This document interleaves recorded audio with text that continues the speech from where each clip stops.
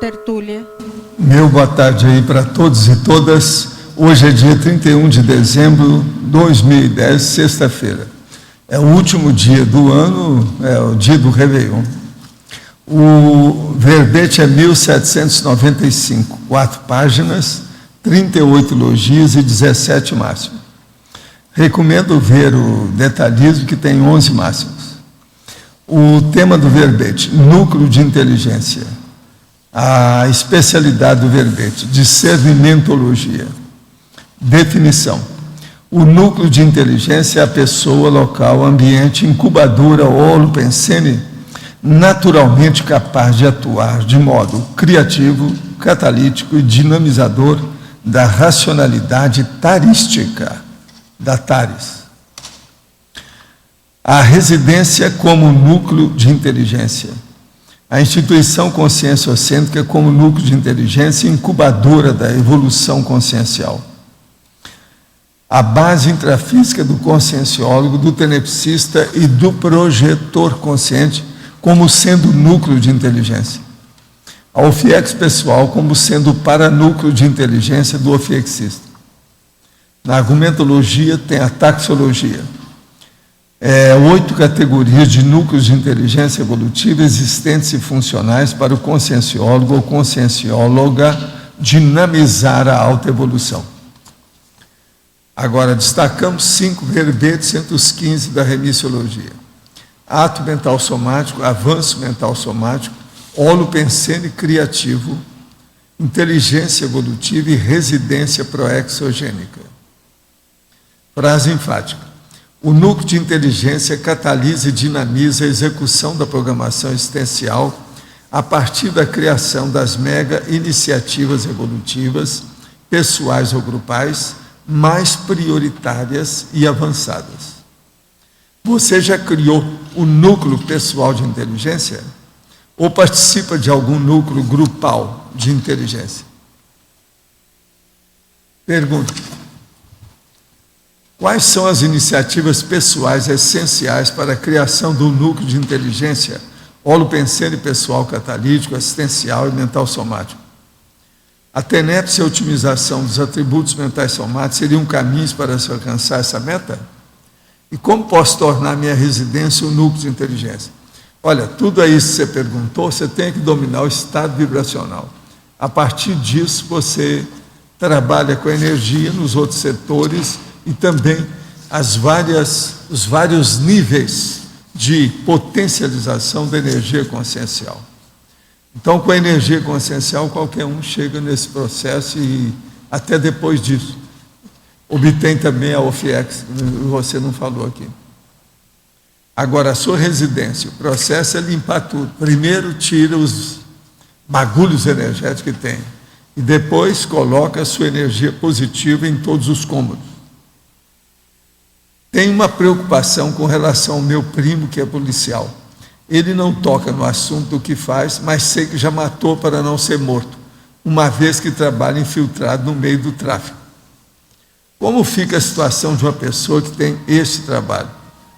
Quando dessomar, terá de algum modo de viver com essas consciências que possa ter matado em função da profissão que escolheu? É o mais óbvio, né? Não acha? Os afins se atraem. Gostaria de saber se tem algo que possa fazer para ajudar o meu pai. Ele hoje é aposentado, olha, é outra pessoa, viu? Ali é uma mulher, aqui é outra. Ele hoje é aposentado, mas foi um delegado de polícia civil aqui em Minas Gerais. Sei que ele matou mais de 100 pessoas. Nunca tinha parado para pensar nisso até conhecer a conscienciologia. Teria algo que eu pudesse fazer para ajudar o meu pai? Quando ele dessomar, irá para a baratosfera, como ele fica perante essas pessoas que ele matou? Tenho tido pesadelos, pois não penso em outra coisa devido ao passado dele. Pode me dar um conselho?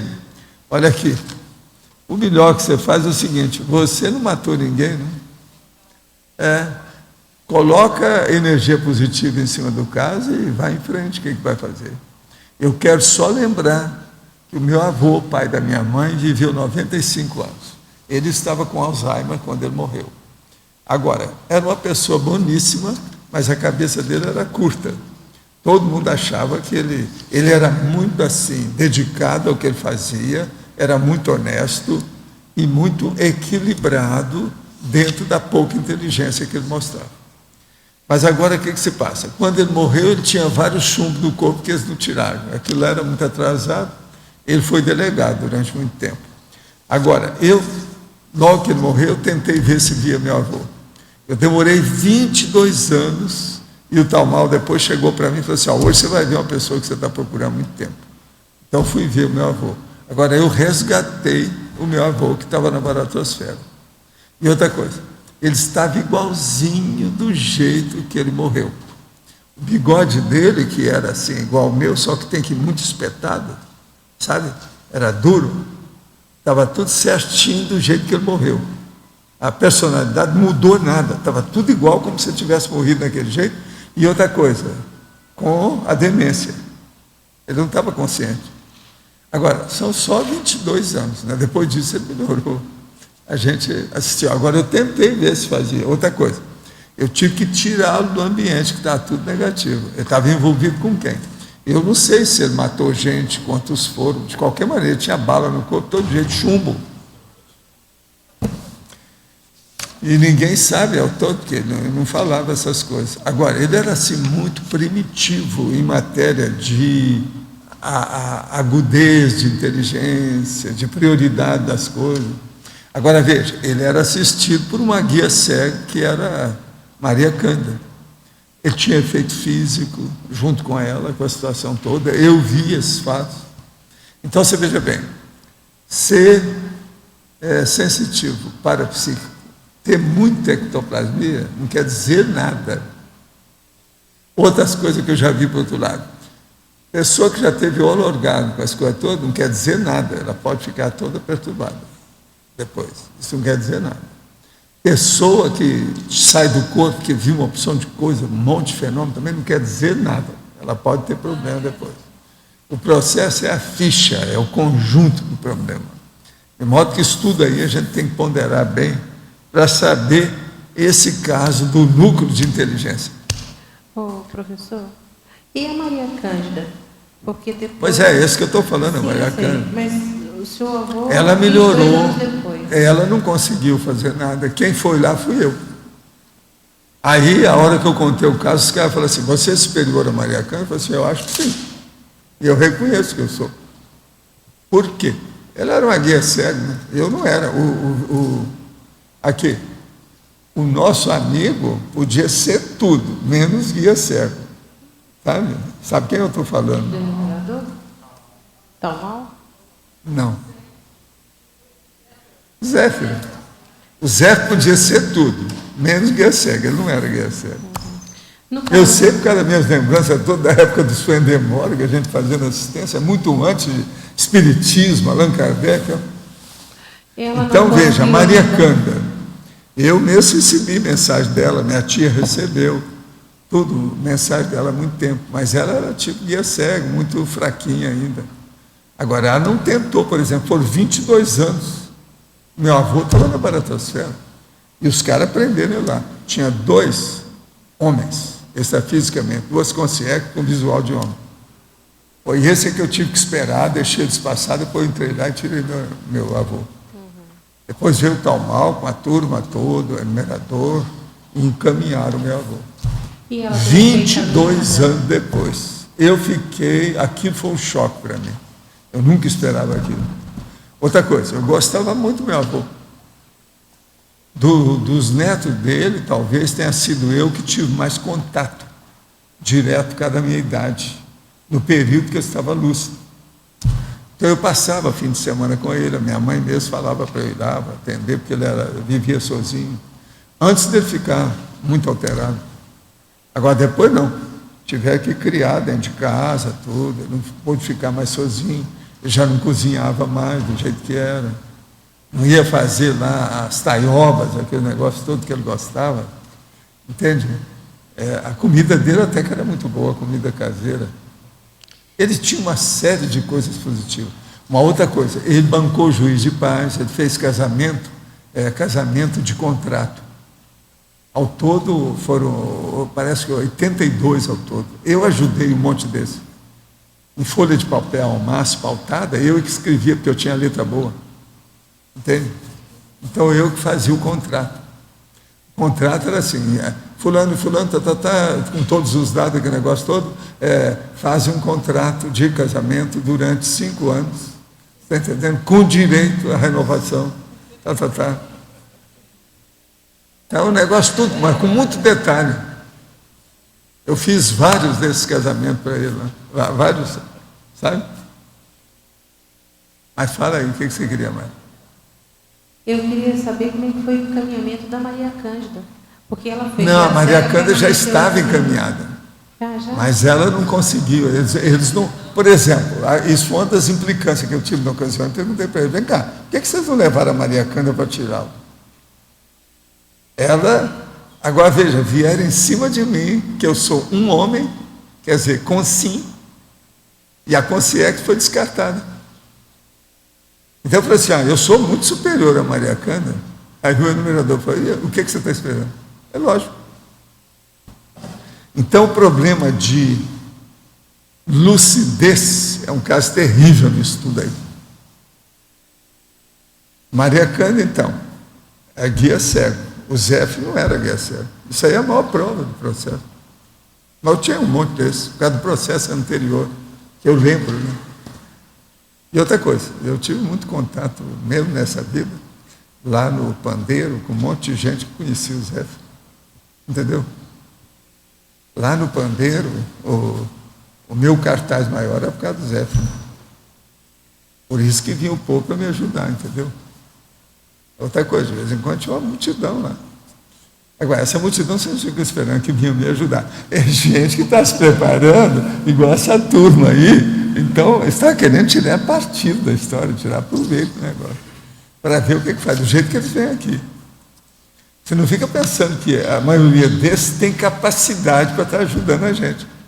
Muitos de vocês são muito superiores à maioria desse povo que chega aqui. Porque vocês já estão aqui, já estão fazendo sua proex, estão conscientes do que fazem. Quer dizer, estão um passo à frente deles, depois do curso intermissivo. Entende como é que é? Então, agora, não adianta nada eu falar isso. Isso tudo é hipótese teórica. Na prática, é só o saldo da ficha. E às vezes eu falo isso, uma pessoa que está aí está muito pior do que o outro. Depende do que é. Tem que examinar, passar, pentear com pente fino para ver os detalhes, né? Para ver como é que fica. Tem lógica isso para você, Érico? Tem? Agora, ó, é duro. O caso do meu avô me deixou chumbado durante alguns dias, eu pensando aquilo, preocupado com ele. Aí eu comecei a pensar em todo mundo que eu conheci, mais ou menos do mesmo nível da época. Eu disse, nossa, os amparadores vão ter trabalho demais. Você está entendendo? Eu pensei demais nisso. Porque não faz muito tempo, você está entendendo? 22 anos depois que ele morreu, é muito tempo, gente, se você for pensar. Agora, veja, eu estava usando as mesmas técnicas minhas. Uma pessoa dessomou. Eu gostava dela, devia muitos favores, né? Ela me instruiu numa opção de coisa. Dessoma, você quer ajudar. O meu avô foi uma exceção, porque a gente estava tudo junto, na intimidade, aquele negócio todo. Ele me tratava como se eu fosse o maior do mundo, gostava demais de mim, devido ao processo de eu ter boa letra, de ler bem, de conhecer as coisas, de ter esse negócio todo. E foi um choque, você está entendendo? Aí eu começava a pensar, e o fulano? E a fulana? Então, muitos dos meus ídolos todos, eles definharam na hora. Você está entendendo como é que é? Os ídolos, os ícones, os exemplos. Ele, quando você foi resgatá-lo, ele não teve nenhum repto assim, de lucidez? Como é que é? Não entendi. Quando você foi resgatá-lo, ele não tinha nenhum nível de lucidez que ele pudesse fazer Minha esse chapa contigo? foi um custo, eu julgando energia nele, aí eu vi que o melhor era tirá-lo de lá para conversar fora. Foi o que eu fiz, que o ambiente não permitia. A hora que eu tirei, para desafogar, eu comecei a julgar energia nele, aí os amparadores chegaram, já fora, Até ele ver, falou assim, vovô, sou eu. Falei meu apelido e tal. Sou eu, ó, fulano. Entende? Outra coisa, apareci como criança para ele, do jeito que ele me conheceu. Senão não adiantava nada. E outra coisa, como criança, você sabe, é fácil. É o problema da sedução, a sedução infantil.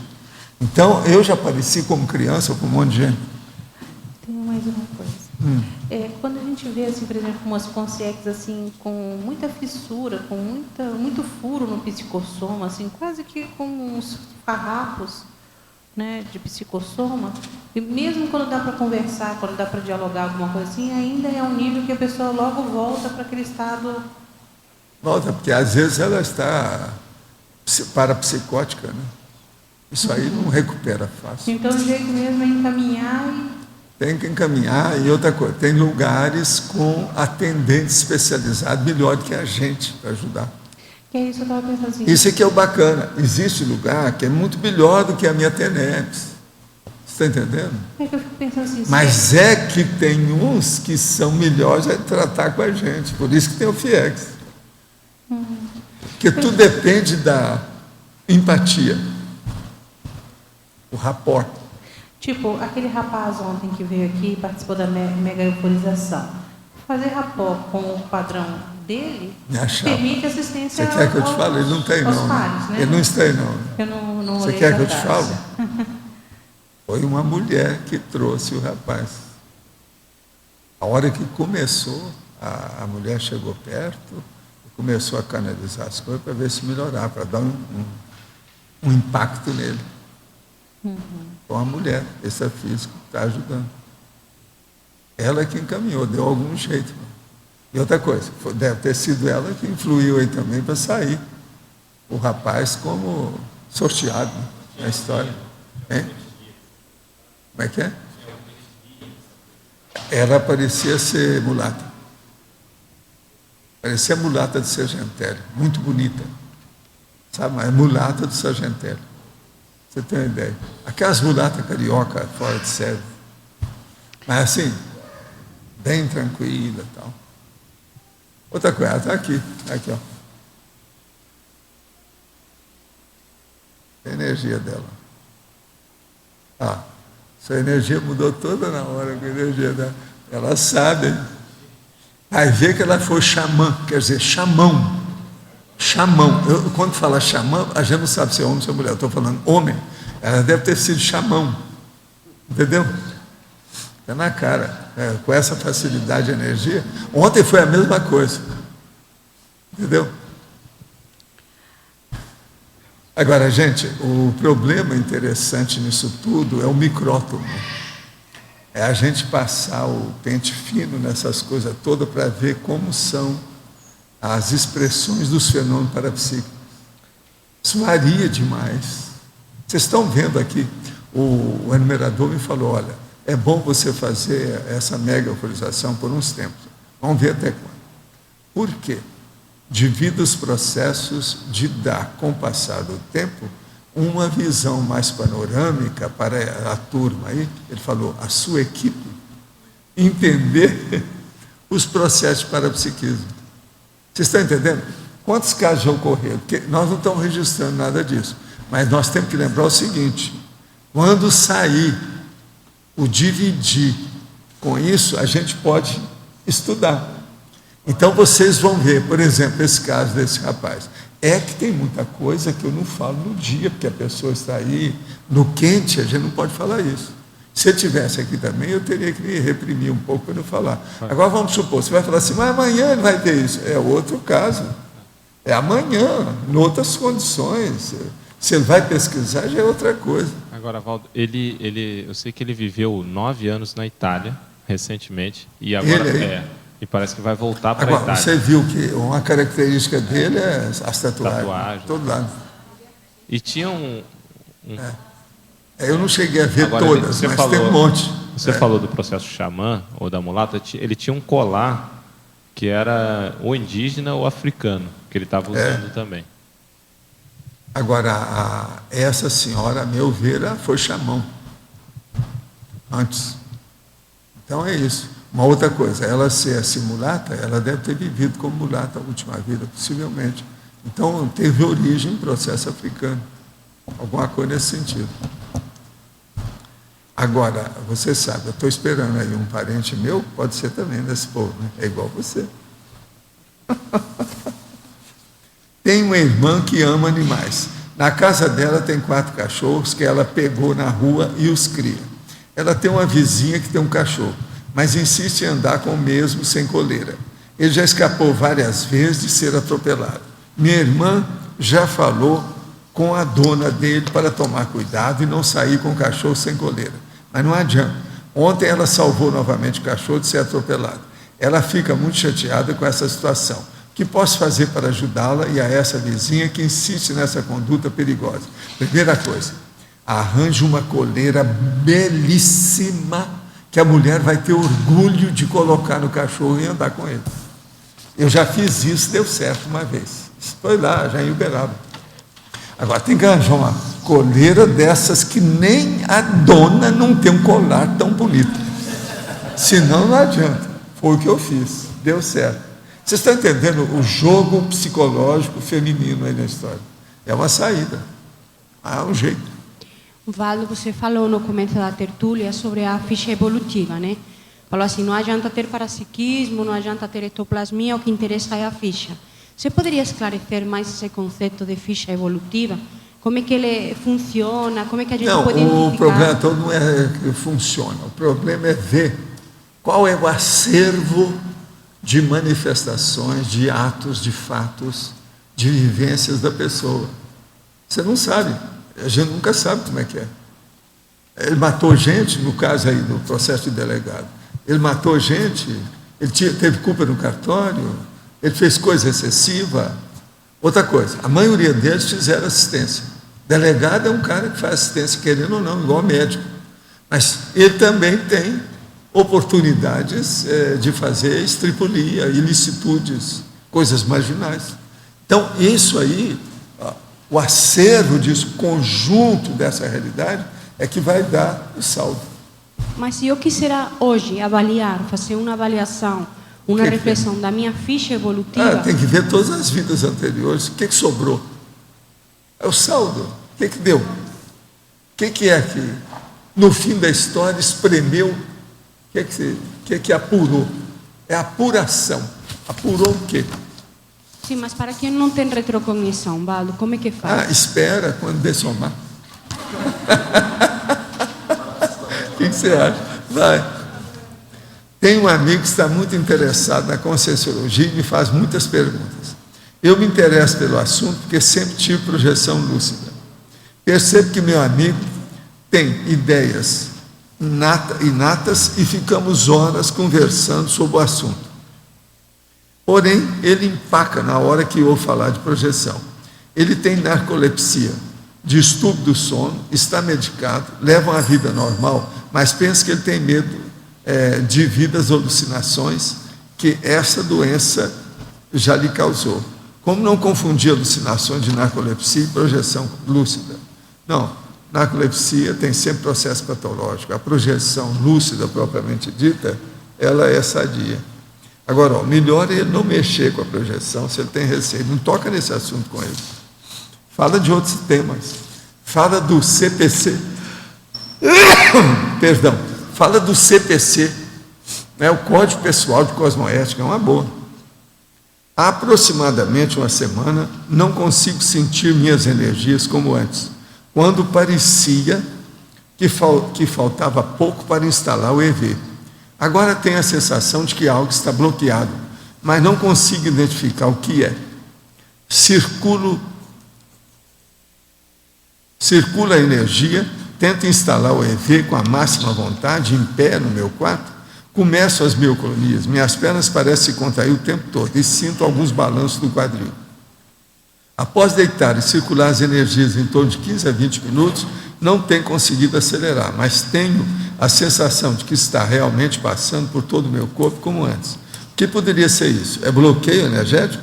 Tem que insistir? É assédio? Falta de vontade? Não. O que tem com você aí é mioclonia. E essa aí é braba. Isso aí vem do seu processo que deve ter mexendo com a paragenética. é problema da sua vida anterior. Agora, muita gente tem assim. Eu já conheci gente que, para dominar o estado vibracional, demorou 3 anos de vida miocronia. De modo que você vê se você consegue isso em menos de 3 anos. Faz força. Agora, tem que insistir no processo. Outra coisa, às vezes não tem assédio nenhum nisso, não. É a pessoa mesmo com o processo paragenético dela. De modo que vamos trabalhar com o processo, é o novo corpo que você tem, se de ver como é que é isso. Aí, ó, teria que examinar a idade dele, como é que é, para ver outros detalhes, né? Passar o pente fino. Agora, ó, a hora que eu estou falando isso para você aí, ô Laura, eu não estou brincando com a história, não, nem estou te chateando, não. Mas veja, tem que esperar mesmo, a maioria tem que esperar na intermissão para saber determinados detalhes. A gente, todos os detalhes que nós ficamos sabendo aqui de vidas anteriores, ainda são mínimos perante a nossa realidade multimilenar. Você tem que entender que é muita raiz para pouco talo. Vê se me entende. Você está entendendo? Então, veja bem, faz de quanto que a árvore é desse tamanhozinho aqui, ó. Aqui, só isso. Entende? É como se ela fosse até cortadinha, tipo japonês, podada e feito bonsai. Mas veja, ela é desse tamanhozinho aqui de fora. Agora, lá dentro, até 1 quilômetro. Essa é a nossa realidade. Como é que fica? Não, é a árvore lá de Uberaba, que estava na praça, e ela ia para vários bairros, infiltrada, a raiz. Uma coisa impressionante. A hora que eles me mostraram a raiz dela, a mais de 1 quilômetro de distância, morro acima, eu achei aquele esquisitíssimo. E era a árvore. Eles estudaram o negócio, era ela mesmo. Agora, ela saía assim, um galho, meu chapa, dela, reto. Impressionante aquilo. O galho ia afinando. Você está entendendo? Impressionante aquilo. É? Não, era um outro negócio lá. Diferente, é coisa dessas árvores mesmo, silvestre, grande. Eles, quando foram para Uberaba, parece que descobriram a árvore daquele jeito, mas não era fixo, não. Era outra coisa. Eles falaram lá o nome lá, não cheguei a fixar. Agora, a árvore era impressionante devido a esse processo dela. Então, nós fomos examinar, eles foram ver lá com o tempo, tinha vários bairros que tinha a raiz dela. Agora, ó, você sabe que o maior bicho humano é justamente um desses bichos que tem quilômetro e quilômetro por baixo da terra. É só procurar aí no Guia Guinness, que eles falam o que é. É um negócio, parece que é um tipo de fungo, o negócio todo que tem. São chamados fungos micorrízicos arbusculares. Esse é o maior. Agora, ele é uma cidade. Ele só já é uma cidade, é um bairro. Ele é uma cidade inteira, por baixo da terra. É o maior ser vivo que tem na Terra, que eu já descobri até agora, é esse fungo. Um deles. Então, Valdo, eu perguntei isso porque tive uma tertúlia dias atrás, que você falou que às vezes você falava para algumas pessoas que estavam preparadas alguma vida passada delas em que elas tinham sido homem, por exemplo, se a Consine era mulher, né? Que eram poucas, mas que você tinha falado. Eu fiz um levantamento de algumas informações que eu tinha e eu recebi essas informações de ter sido homem em algumas vidas há pouco tempo, né? Acho que tenho isso bem aceitado e que não deu problema em mim. Mas eu fiz um levantamento de todas as informações que eu tinha de vidas passadas e o meu saldo não foi muito positivo do meu ponto de vista, restringido, não, né? Você teve um problema básico na sua ficha sobre energia. Se você ainda não descobriu isso, é uma coisa mais do que óbvia. Por quê? Não, eu sei que eu tenho muita energia, mas nem sempre ela é bem usada, né? Não, mas você é fora de série disso. Você tem a sensibilidade da árvore lá de Uberaba. É quilômetro de distância, ela capta tudo e fica com ela. Tá, mas então, Valdo. Isso é o passado. Quando eu fico muito... tenho alergia. Quem é que não tem alergia? Todo mundo. Quem não tem alergia, porque a pessoa não estudou ainda não identificou. Todo mundo tem. Alergia, idiosincrasia, intolerância alimentar, Intolerância medicamentosa, todo mundo tem. Isso depende, varia de pessoa para pessoa, mas todo mundo tem. Então, quando eu fico, por exemplo, muito embaixo, fico meio deprimida, eu fico assim, né? Meio deprimida, meio o astral bem baixo. Aí eu estou tentando desenvolver uma técnica de me sentir bem. Aí eu penso, não, essa não é a Laura, essa é um momento, é um estado. Mas isso aí... é que eu estava falando com o chefe ali sobre isso. Por exemplo, eu não sei o que é esse troço que o povo chama de depressão, para sentir. Eu tive que estudar isso muito para entender como é que a pessoa chega a ficar daquele jeito. Que eu acho que é uma burrice inadmissível. Eu não consigo pensar numa coisa dessa. Eu penso também nisso. É igualzinho, por exemplo, que você tá eu assim, não pensa começar a me beliscar aqui até doer. Para quê?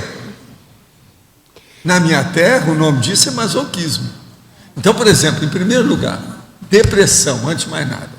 Sim. É autoassédio da pessoa com masoquismo profundérrimo. Tá, isso o povo não fala. Tá, mas tenho é verdade. Tudo isso. Eu tenho tudo então, isso. Por exemplo, isso aí não deprimida. pode ter.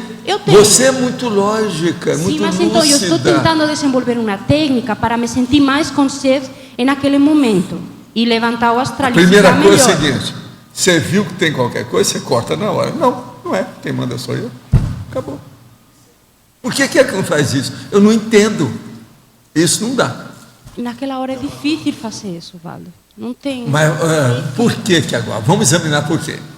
Tem algum rancor, tem algum ressentimento, tem alguma reclamação violenta. Eu não tenho. Eu concordo com tudo isso. Então, o que é que eu falo aqui para a turma? Vamos dizer, para ser a panaceia universal. Não pense mal de ninguém. Pronto. Com isso, nós acabamos com alguns milhões de mulheres. Não pense mal de ninguém, hora nenhuma. Pronto. Acabaram as doenças. A maioria da patologia vai desaparecer na hora. É que nessa hora você não se sente nada, Valdo. Você não sente que tem valor nenhum. Sim, sente sim. Naquele momento você é não tem valor para você mesmo. É a pessoa que quer desaparecer do mapa. É aquelas pessoas que pedem para mim. Não, para a terra, Val, que eu quero descer. Isso é da canção, fizeram até uma canção aí dos dois. Mas então, eu queria entender mais esse processo da ficha evolutiva para naquela hora poder pensar, não, eu não sou isso, eu sou isso. Sei, mas não é ficha evolutiva, você tem que escrever isso de uma vez para toda. Eu, Laura, nesse momento declaro, não serei mais obstúpida, esse aqui é o nome bonito, eu não estou falando estúpida não, obstúpida, que é mais forte, é mais sério, não é erudito. Então você vê, nunca mais de proceder assim, 2 pontos, e põe tudo como é que é seu procedimento está errado. São essas declarações que eu já fiz a pessoa fazer comigo, e eu assinei de testemunha. Agora, algumas deram certo, outras julgaram o negócio daí a 3 dias no lixo. Pois é, não. Ali depende da discriminação. Tem gente que às vezes quer fazer um negócio enorme, tem outros não, mas já reduz isso. Valdo, você estava falando antes de começar a tertúlia da doença da tua mulher, né? Você falou assim, quando a minha mulher tinha muita risada à noite, aí vinha a depressão. Mas era uma doença que ela tinha. Mas era o Borna. Mas essa doença ela está relacionada com bipolaridade, porque o que você falou também não, é próprio tem nada da que ver com bipolaridade. isso. Não tem. Você quer ver o que é? Está aqui, ó. Aí, eles pegaram para mim, dá uma lida disso, depois você me devolve, isso aqui é interessante, é o Rifkin. Está falando do assunto aí. Borna é fogo. Agora, ó, aí, isso aí é incompleto, eles não estão falando a realidade maior da história. Depois disso saiu que o Borna é chamado também do vírus da tristeza. E a pessoa é sempre triste. Entendeu? Você olha para ela, ela é distímica, é triste, ela não tem um bom humor aberto, nunca. O vírus não deixa, ataca a cabeça da pessoa. Agora aí ele está falando do vírus de modo geral. Esse vírus aqui é o brabo. Tem vírus de tristeza em animais, em outros animais também? Não, começou tudo foi com animais. Eles descobriram isso em 1800, já faz 200 anos. Agora, descobriram em cavalo. Agora, esses que foram dados aí é da Floresta Negra, que é onde estava o caso da minha mulher, era na Floresta Negra. E ela cuidava, era área rural, cuidava de bicho. Aquilo passou para ela. Então, o negócio foi esse. Valdo. Agora, eu desconfiava disso, mas veja, não tinha, até quando ela morreu, não tinha tratamento nenhum que pudesse ajudar isso aí. Parece que até hoje não tem. Porque vírus, você sabe, pode dar penicilina à vontade que não pega nada. Antibiótico não pega vírus, não tem nada. Então, o negócio na cabeça, e esse vírus aí não é fácil. Agora, eu penso que o Bormann é muito mais comum do que a medicina atesta. É que ele é ignorado, ele é desconhecido. O povo ignora, não sabe da realidade dele. Valdo. Valdo, agora a pessoa, a consciência, ela não consegue superar essa questão desse vírus aí? Como é que é isso? Como é que é? Se uma pessoa pega essa doença, esse vírus... Do jeito que está aqui, não tem cura, não. Minha mulher morreu totalmente perturbada. Até o momento, eu não vi nada, nem na internet, ali, está falando um monte de coisa, tudo besteira. Não tem nada, você espreme assim, não tem nada. Minha mulher não tinha jeito. Chegou um certo ponto que eu queria interná-la. Eu não adiantava nada, para quê? Então eu falava com ela, ela falava assim, se você me internar, eu me mato. Eu já fazia 9 anos que ela pensava em se matar. Devido à perturbação dela na cabeça, dores de cabeça, cefaleia, um monte de coisa. Outra coisa, ela tomava remédio, aquilo que podia. Mas internar, por exemplo, eu nunca cheguei a interná-la, porque eu não consegui. Ela se defendia dentro do processo da internação. E outra coisa, o que você ia fazer? Eu fiz o que eu pude. Viajei com ela para o exterior, fiz uma porção de coisa, o que ela queria, mostrei o processo extrafísico, ela tinha clarividência, viu os negócios todos. Eu procurei desenvolver meu processo de rompimento psicossômico para ela ver à vontade. Ela às vezes conversava comigo, eu estava totalmente descoincidente, o tempo todo. E ela via, sabia de tudo isso. Agora, nunca desejou assumir nada, porque ela não tinha confiança na cabeça dela, os atributos mentais dela não ajudavam. Ela nunca fez uma palestra, nunca fez uma apresentação de nada. Todo mundo conheceu, minha mulher sabe disso. Agora, uma pessoa boníssima, ajudava todo mundo. Vocês sabem, é igualzinho o caso do meu pai. Meu pai sofria muito com o corpo dele. Ajudou todo mundo. Era um jeito de auxiliar. Quase que pressionado pela realidade. Minha mulher era a mesma coisa. Ela ajudava todo mundo, sofrendo dentro das coisas dela, calada. Ela ajudava todo mundo. Foi uma das pessoas mais assistenciais que eu vi.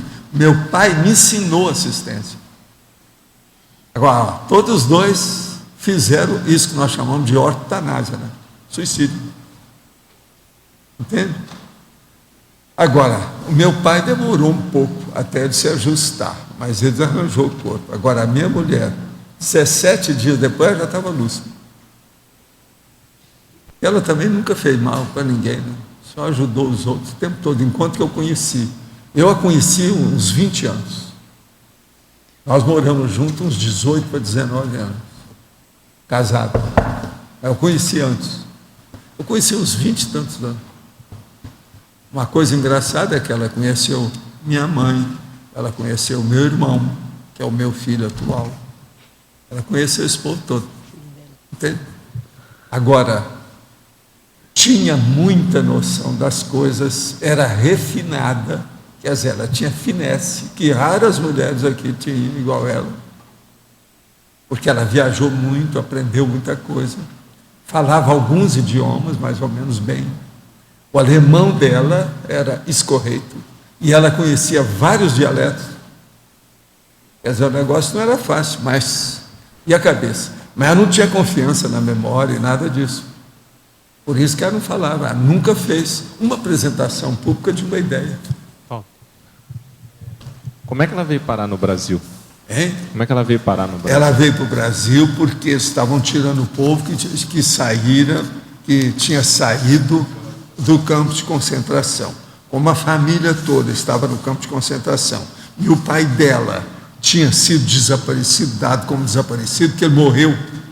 E ela era apaixonada pelo pai, queria encontrar com o pai. Agora, eu via o pai e ela não via. Você está entendendo? O pai já tinha morrido, porque ele aparecia. Você está entendendo? A gente depois, ele apareceu um pouco, depois eles encaminharam. Eu sabia que ele estava morto, porque eu vi. Agora, ela veio para o Brasil nessa situação, e a mãe de criação, que era minha amiga, dona Ana, pegou e ajudou. E ela tornou dama de companhia dessa senhora. Com isso, ela começou a viajar, aumentou o nível cultural. Você está entendendo? Ela conheceu a dona Erna no Quando eu Brasil, encontrei né? com ela, ela já tinha esse processo da educação, já tinha viajado tanto igual eu. E nós... Entende? Ela conheceu a dona Erna no Brasil, né? Foi no Brasil já.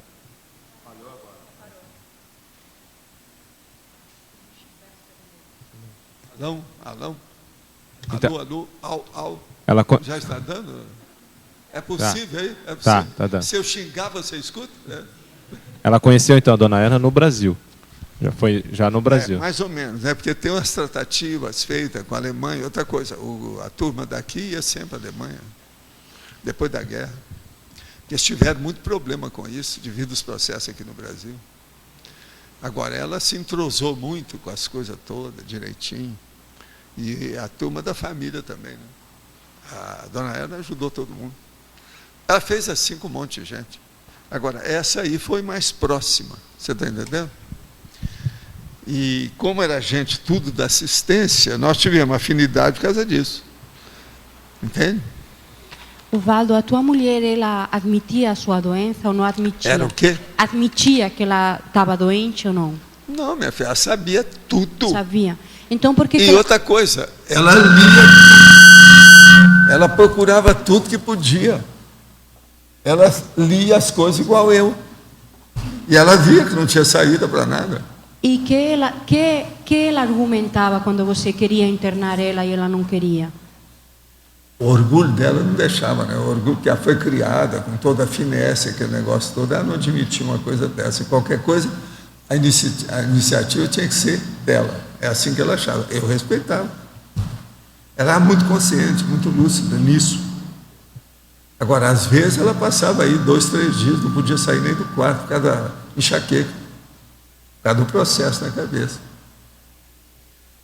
Você pensar, a gente fez. Os tratamentos mais diferentes, tudo. Outra coisa, junto da companhia da família, nós tínhamos hospital, tinha tudo, um monte de médico, tudo à disposição, sem nada. Aí ninguém resolvia nada. Uma coisa só, das coisas todas que ela gostava de fazer, havia uma que a gente tinha que respeitar, que era dirigir carro. Ela dirigia muito bem. Agora, no fim, quando ela começou a ficar perturbada, a gente já não tinha mais confiança nisso. Então, o meu filho descia na garagem e tirava a peça do carro. E falava que o carro estava com algum problema. Eu queria comprar até mais carro, não comprava por causa disso, porque se tivesse 2, quando falhasse um, teria o outro. E nós não queríamos que ela dirigisse, porque ela já começava a falhar, se ela saísse sozinha, a gente tinha medo dela suicidar. Então, isso foi há alguns anos. Meu filho já tinha crescido, acompanhou isso tudo com lucidez, viu tudo como é que foi. Entendeu como é que é? Agora, ela já não aguentava mais. Já estava muito perturbada mesmo. É perturbada aquele povo que começa a ter as coisas e começa a mexer na mão, entende como é? Que já, você vê que está tudo alterado. Já. Quantos anos ela ficou assim, Valdo, doente? Olha, ela morreu, ela já tinha 50 e tantos anos, você está entendendo? Agora, o caso foi o seguinte, na verdade, eu não sei, mas as coisas dela, parece que isso veio já da adolescência, da infância, adolescência. Uma outra coisa, ela nunca contou o que aconteceu no campo de concentração. Nossa. Ela tinha uma opção de coisa nesse sentido, obscura. Eu não forçava nada, gente. Tinha que... Ela era muito doadora, devido ao processo da... A dor leva para a doação, entendeu não?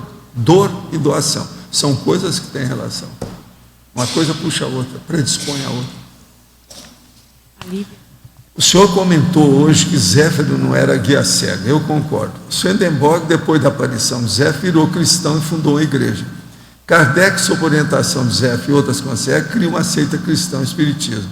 Pois é, era isso que eu entrei para ver se combatia esse povo, mas não consegui nada. Mesma coisa eu tentei depois, não consegui nada com o espiritismo. Poderia comentar algo a respeito e por que foram tomados esses rumos, sendo que um amparador não era um guia cego? Sim, eu era um amparador frágil, fraco, né? Mas era. O que eu vou fazer? Outra coisa, eu agora pergunto para o senhor aí, o senhor acha que o seu amparador faz tudo o que ele deseja para ajudar o senhor? Ele consegue? Aqui, ó, o senhor deixa? Vamos clarear bem a situação, colocar cada um no seu lugar, né? Mas é um fato. Vocês acham que vocês já têm tudo que um amparador desejaria fazer em seu favor? Eu acho que não. A maioria aí está tudo, são teimosos, né? Cabeça de granito, tem granito atrás da testa, uma porção de coisa Staborn. Por que não? É um monte desse. É isso que eu vi como Zéfiro. As coisas que eu lembro dão até pena. Então vocês ficam falando que eu tenho paciência. Vocês ainda não viram nada. Vocês vão ser amparador, meu dedo no nariz de vocês. Vocês vão ser amparador, vocês vão ver o que é que precisa ter paciência. Vocês ainda não viram nada. Vocês vão ver daqui uns tempos. Agora, poderia comentar algo a respeito de por que foram tomados esses rumos? O problema todo é que cada um é de um jeito. Swedenborg foi mais por causa da família, que o pai dele era bispo, não tinha nada que ver. Allan Kardec já é outra coisa. Allan Kardec já pegou o negócio de Jesus Cristo, porque ele viu que não tinha outro jeito. Ele estava doente no fim da vida, ele colocou o trabalho que ele já tinha feito tudo, num caminho que ele falou assim, por menos aqui alguma coisa vai sobrar disso. Foi um erro. O negócio dele fazer o livro da prece, Evangelho segundo o Espiritismo, e outra coisa, ele está preparando para fazer o credo espírita. Quer dizer, está caminhando tudo para fazer isso que o Espiritismo hoje está fazendo no Brasil. Ou seja, uma seita cristã.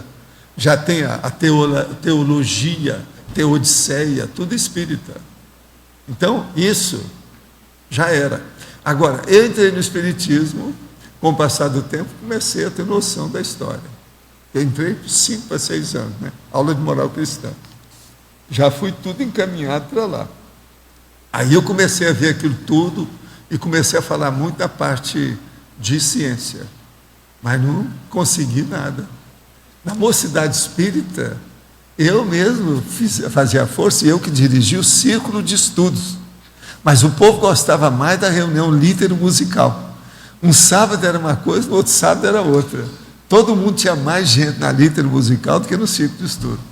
Você está entendendo? Então, eu vi isso aqui, não tem saída. Isso já, rapaz, com o passar do tempo eu vi que não tinha saída. Com o Chico a gente ainda tentou alguma coisa, mas não tinha mais jeito, com ele não dava, não. De modo que o jeito é deixar para lá e ver como fica. Agora, o que é bom é que eu continuo vivo falando nessas coisas. Virei um bicho-papão para mostrar o processo depois disso, o que acontece. Existe uma max-dissidência. E eu sou o max-dissidente nessa história. O que é?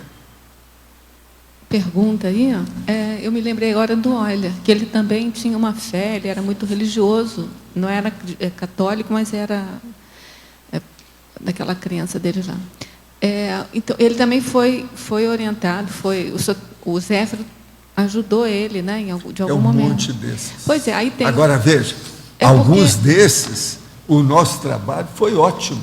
Por quê? Os caras não mataram ninguém.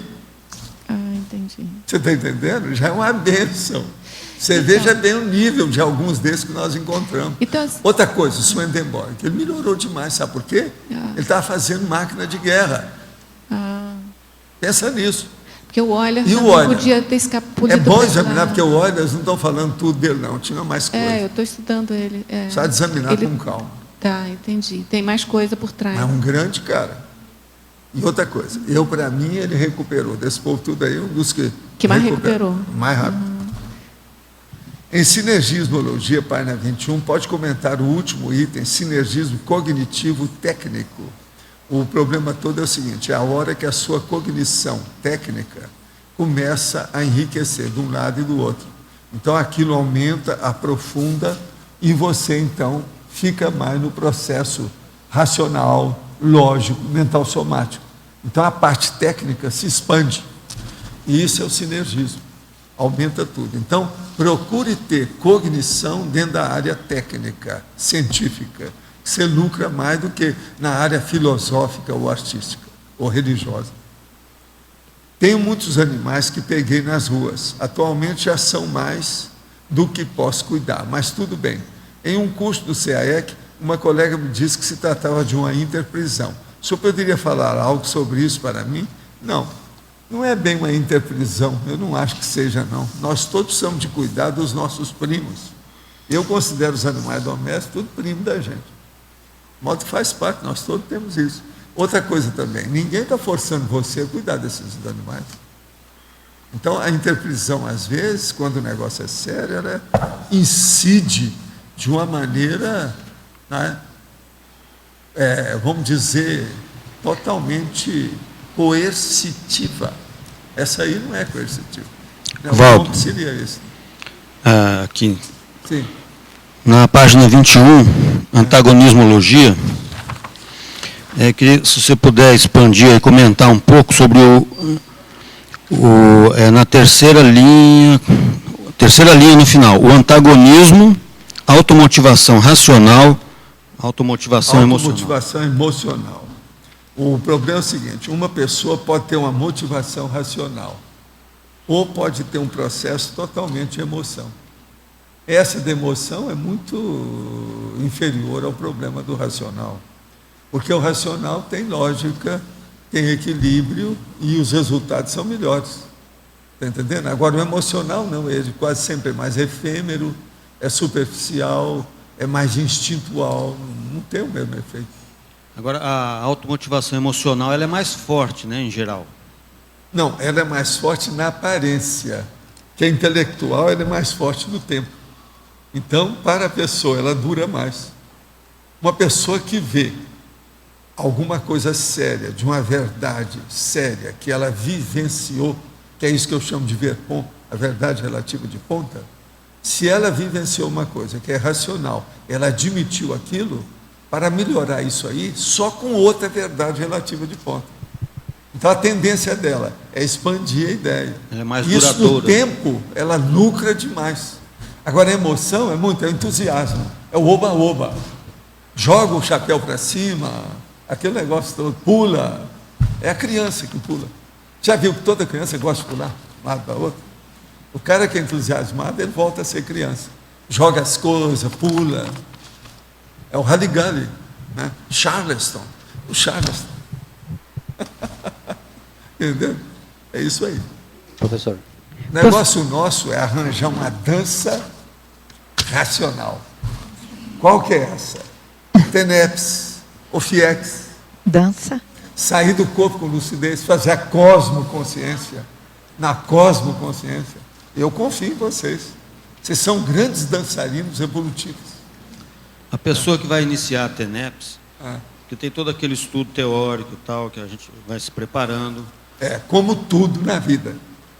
Isso. Agora, aí quando ela resolve começar, ela marca uma data e vê o que vai acontecer, ou como é que é? Porque, como é que é? Não, porque é o seguinte, uma vez eu estabeleci um horário, né?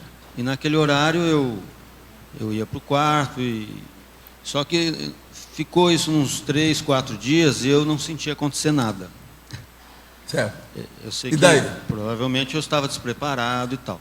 Não, eu fico pensando numa maneira assim de iniciar, se a gente simplesmente se predispõe, depois de já tudo determinado horário. Mas você tem uma coisa, você era um cara que era muito dispersivo em certa coisa, custava demais a decidir qualquer coisa. Você tinha uma hesitação violenta. Era ou não era? É porque como a gente depois... Não interessa. Depois de cometer alguns erros... Não estou perguntando justificativa a gente ficou com medo de continuar Sim errando. ou não? Sim. Então acabou. Mas a questão eu te conheci bem e acho que o negócio era esse. Você superou isso. Não, mas se você não tivesse superado, eu não falaria aqui. Não, mas tem o seguinte, Valdo. Sim, superou. Eu não tinha muito medo de decidir as coisas, mas depois de ver que você faz umas Você não burradas, tinha medo, mas você não decidiu. Então, que droga. O que adianta?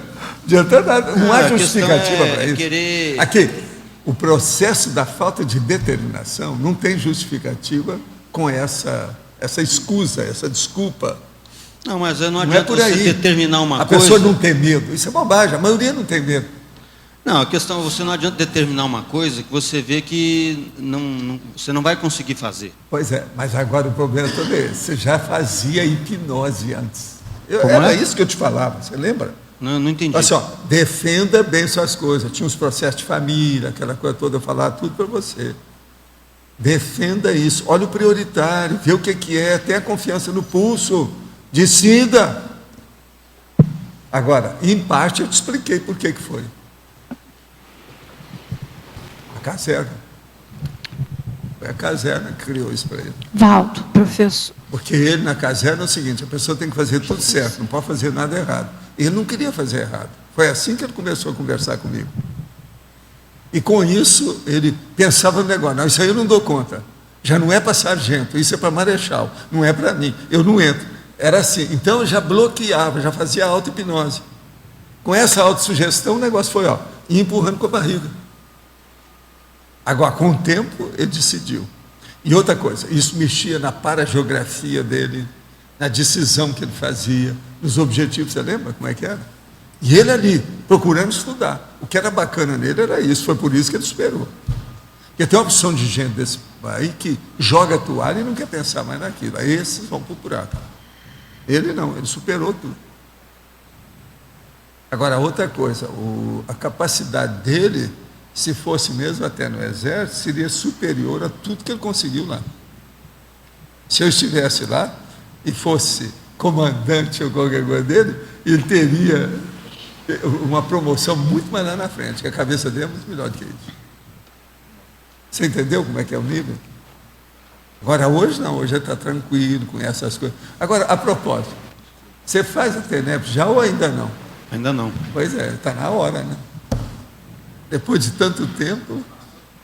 Está passando da hora já um pouquinho. Não, eu não sei se passou, né? Isso aí está difícil da gente sondar. Se de ver, né? Isso é com ele, tem que ver.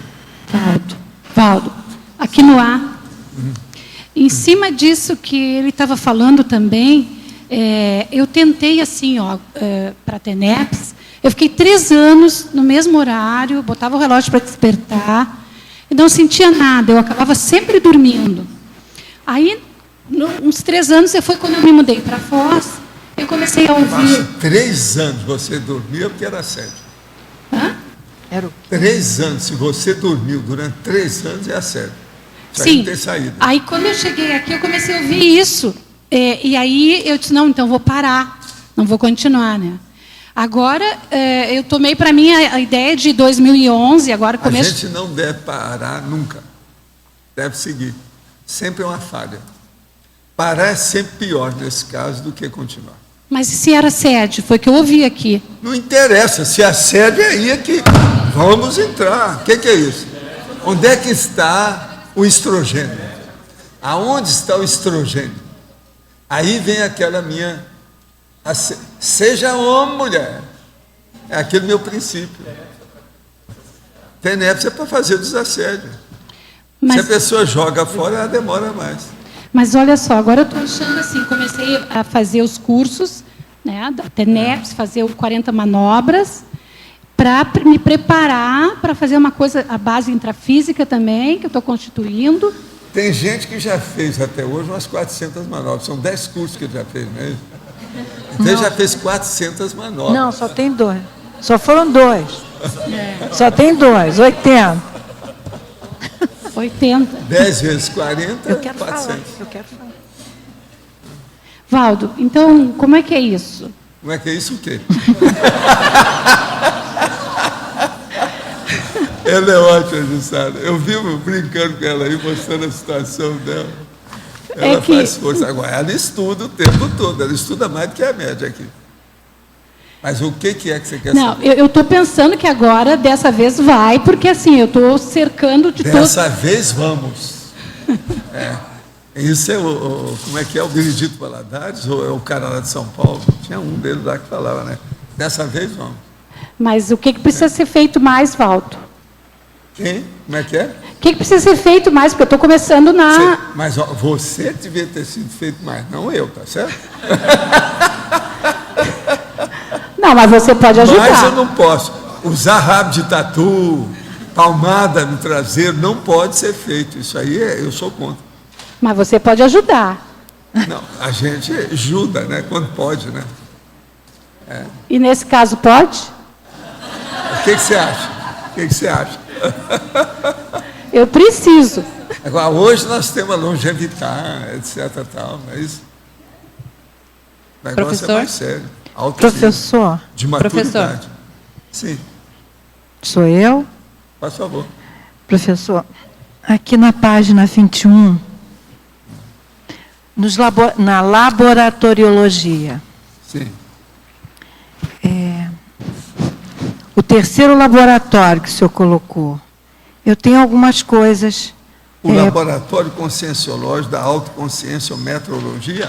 Não, os laboratórios antigos e saturados. Conscienciológico, antigos e saturados positivamente pelas pensionizações específicas do CAEC. Então, O que você quer? primeiro eu perguntaria, é só do CAEC ou os outros laboratórios conscienciológicos? Não interessa. também? Eu estou falando do CAEC, que eu moro aqui. O resto eu não sei. Mas os outros laboratórios também? Olha, o que eu tenho que ver com isso? Como tem que ver? Eu estou falando daquilo que eu tenho experiência. É núcleo de Raciocina. Tem Professor. laboratório, tem Cognópolis, tem tudo, comunidade conscienciológica, todo lado. Mas o que eu tenho que ver com isso? Eu tenho que falar com aquilo que nós estamos aqui trabalhando. O tertuliário é daqui. Você está Professor, entendendo? não. Eu quero chamar a atenção para cá. Já Professor fiz até Verbete. verbete sobre isso. O Agora, eu ajudo todas as ICs, inclusive a IAC fora de série. Quase todo dia eu falo aqui. Professor Verbete. É o quê? Aqui, os laboratórios conscienciológicos antigos. Qual que é o mais antigo que tem? Chama-se IIPC. É o laboratório mais antigo que nós fizemos. Mas o laboratório... Outra coisa, o CAEC é cria do IPC. Tá, professor. Já tem que ver a história nossa aqui, o que, que tem Professor, nessas vamos últimas voltar. 2, 3 décadas. O verbete se chama núcleo de inteligência. Então, Sim. eu entendi que O todos núcleo de os inteligência laboratórios- básico da matriz, eu vou falar mais uma vez, a base, aonde é que é? O CAEC, é a Cognópolis, aqui, Foz do Iguaçu. Então, Não adianta querer chorar as pitangas, Não, a minha pergunta nem era as mangas, só o CAEC? nem a banana, nem nada, Porque nem as abóboras. Aqui Existem- é a matriz, Pois é, né? fim de papo. Outra coisa, o CAEC, quando eu vim para cá, definitivo, no ano 2000, eu falei com a turma do CAEC, falei assim, ó, eu agora vou centralizar tudo aqui. O IPC vai ficar fora, as coisas todas vão ficar fora. O processo vai ser aqui, que eu vou começar a trabalhar diretamente com a enciclopédia. Veja bem, isso faz 10 anos. O nosso tertuliário aqui, ó, já entrou agora no 9º ano. Tudo eu estou cumprindo aquilo que a gente está falando. Agora, todos esses recursos, esses campos, esses lugares, os campi que existem por aí, nós estamos aí, temos muita Tem mais contato 3 com isso. campos. Mas eu tenho que falar, é aqui, que é daqui que saiu tudo mais. Não é de outro lugar, não, é daqui. mesmo que o verbete seja bem específico, núcleo de inteligência, Pois é, então, né? mas aí é que é o bom, né? Eu estou especificando bem. Outra coisa, olha os outros verbetes que falam sobre Foz e a Cognópolis. O cognopolitano, os processos, condomínio cognopolitano. Olha lá, residência proexogênica. Não é só aqui ou é só aqui? Tem algumas 2 dezenas É de só verbetes aqui? falando sobre o processo CAEC. A residência proexogênica é só aqui? É isso? Não, leia, Não. leia lá o Não, eu já verbete. li, professor. Vamos ler.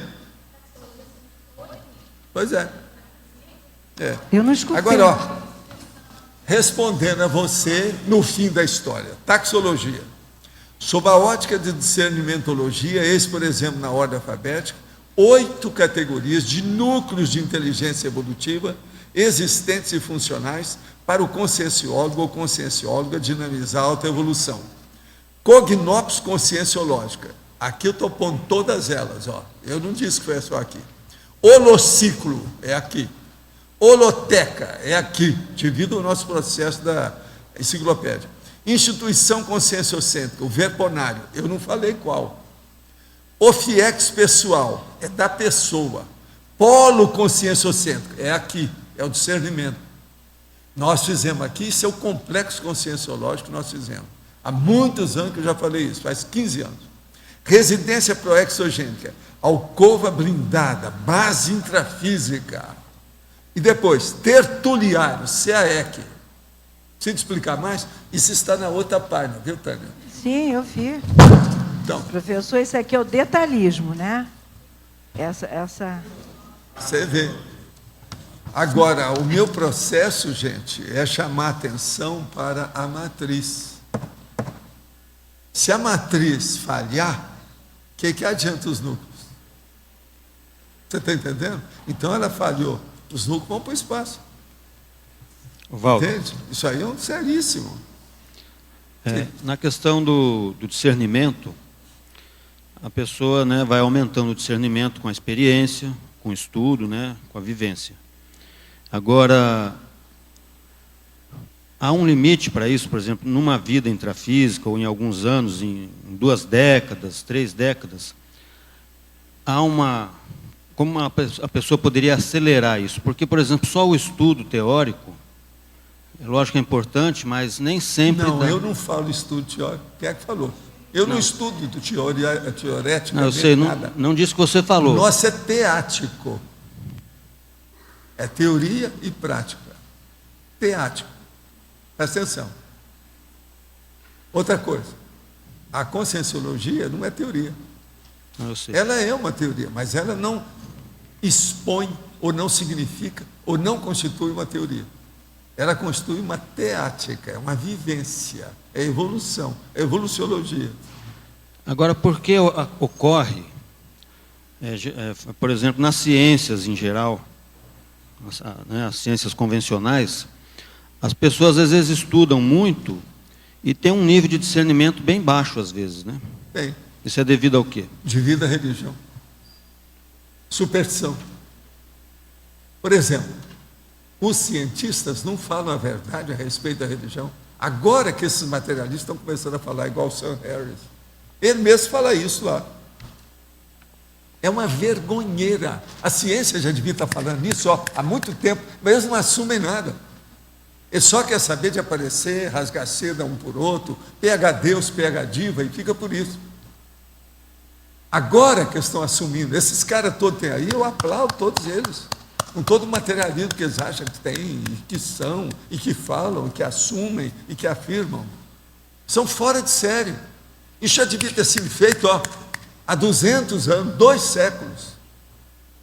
Que é uma vergonha o que a religião faz. Agora veja, eles mesmos são inibidos pela religião. Como é que eles deixam esse Papa? Por que a ciência... Por que é que aquele centro maior de ciência que tem vários deles, por exemplo, na Inglaterra, na Europa, nos Estados Unidos, por que eles não fazem uma abaixo-assinado e mostram para o Papa na hora que ele aparecer em algum lugar? Olha, a besteira que o senhor está falando aqui por causa disso. Ninguém assume nada. Eles vão deixando.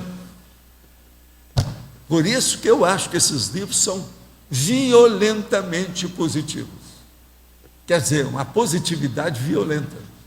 E está levantando a poeira por aí afora. Agora, esse do Sam Harris, os 2 livros dele são fora de série. Vale a pena ver. Esse pequenininho aí que eu estava mostrando aqui para vocês, ele está falando também contra a ciência, as bobagens, por que a ciência não assume isso? Como é o nome dele? Ele não está só defendendo as coisas dele, não. Cartas a uma Nação, Sam Harris, tem lá no iPiga, tá? Vale a pena ver. O livro vale a pena. Aqui, o senhor, nos primeiros anos da década de 70, casou, teve um filho, iniciou o livro Projeciologia e sofreu um acidente de automóvel. Não, o acidente de automóvel foi antes. Primeiro o acidente de automóvel, depois que eu casei. Fechou a década tendo a experiência com a consciência livre, lançando o livro Projeções da Consciência, colocando assim a semente para seus futuros projetos.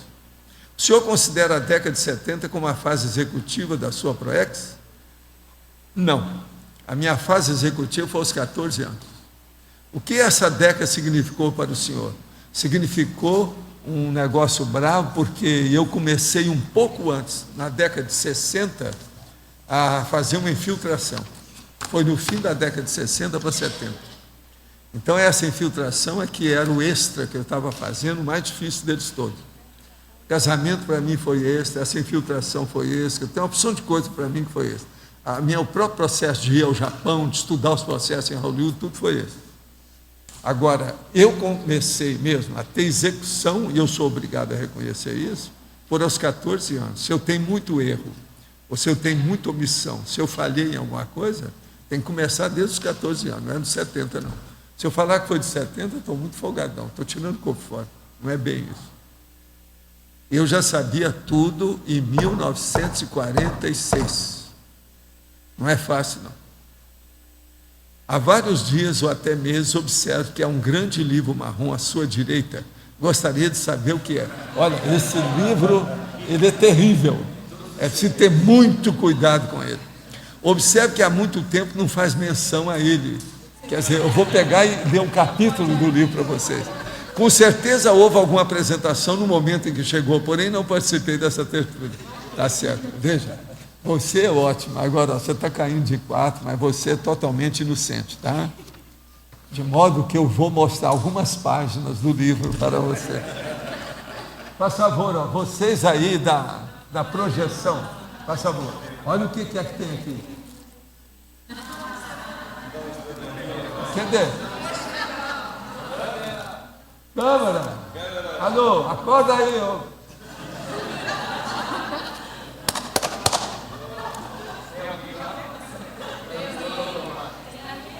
Será que eu posso mostrar aqui?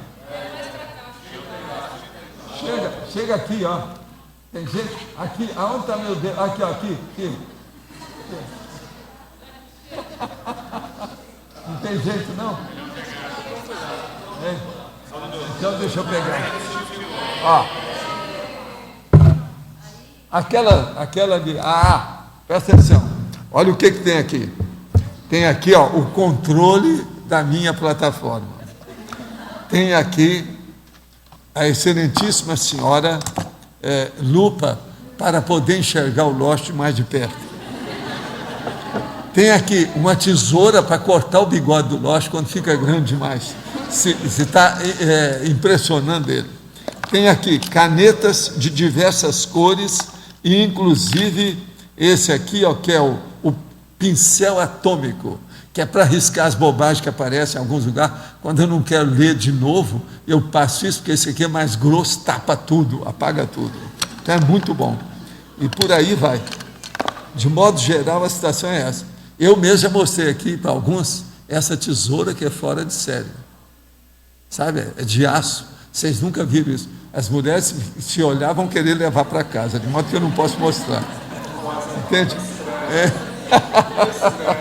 Agora, essa tesoura é muito boa para cortar papel pequenininho, acertar, por exemplo, os pedaços que estão passando da conta, etc., quando você quer acertar qualquer coisa, até de livro.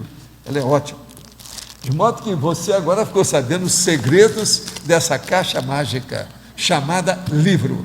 Agora veja, eu quero te dizer que esse livro é o maior que existe internacional.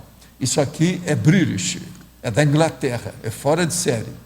Eu comprei quando fui agora a Londrina e achei lá na livraria que eu estava procurando há muito tempo.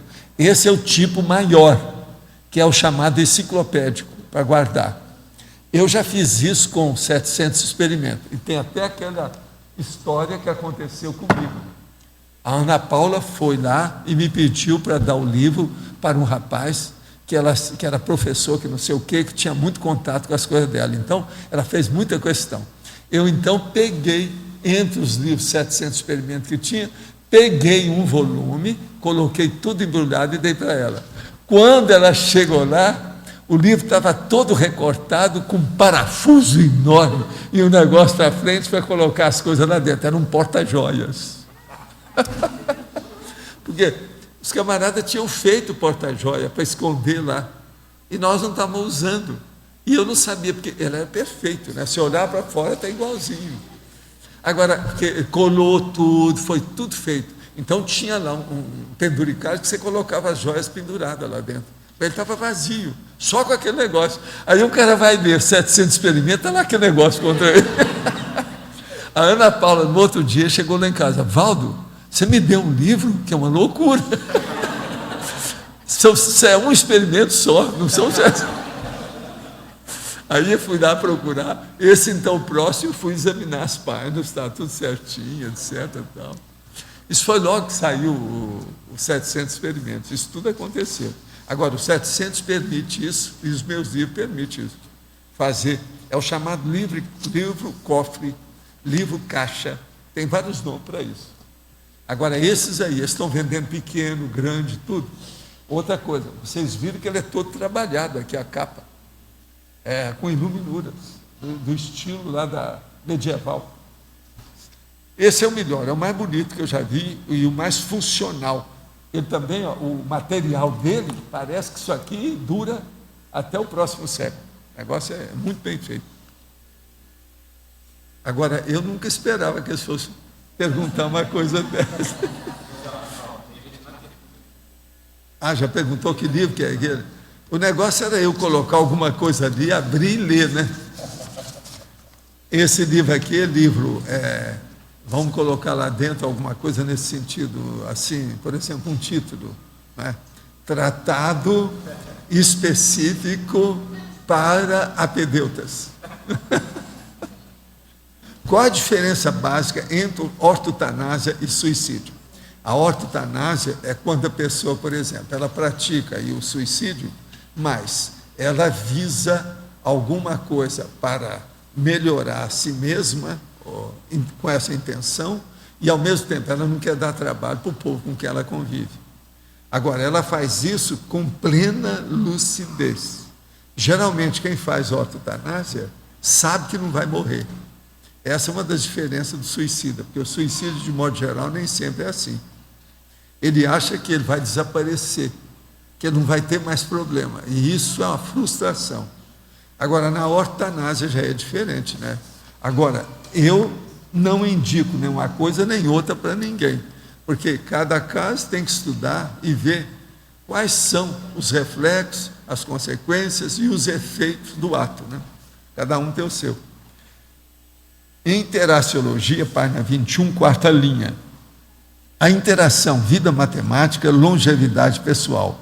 Poderia comentar algo sobre esta interação?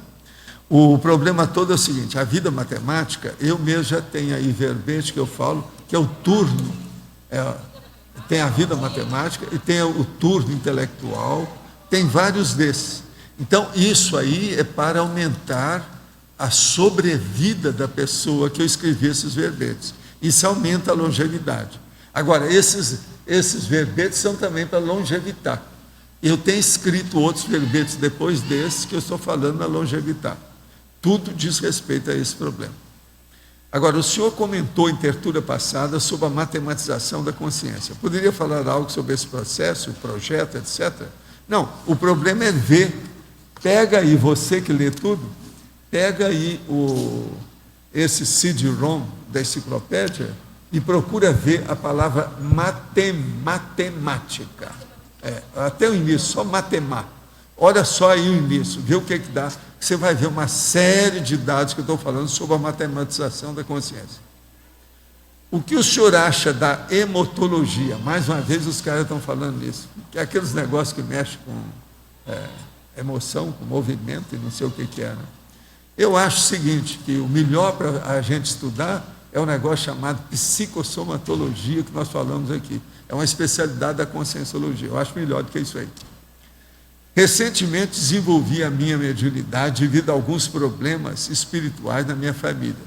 A minha cabeça, através de intuição e alguma clarividência, projeta e manipula a luz de todas as formas e cores por mim imaginadas. Desde então, tenho estudado sobre energia, até que encontrei o senhor. Nesse momento, eu me encontro em Angola e trabalho, mas gostaria de saber o que devo fazer para aprender a manipular essa energia para o bem, ou pelo menos saber por onde começar. Olha, o ideal é você pegar aí tudo que nós temos de download, né? Que tem aí. Não, mas é que ele está na África, então ele pega o download lá, as coisas todas que tem. Pois é. Não, mas tem também os casos sobre problema de energia. Seria bom ele ver. E ver também os verbetes que tem, já tem uma porção de download. Vamos ver como é que fica aí. Seria melhor para ele. Sim. O conceito de ortotanásia que o professor descreveu não seria o de eutanásia? Como é que fica? Que a eutanásia é quando... É ortotanásia. Mas tem dois conceitos, né? Tem. Ortotanásia é o positivo, quando a pessoa tem boa intenção. Entende?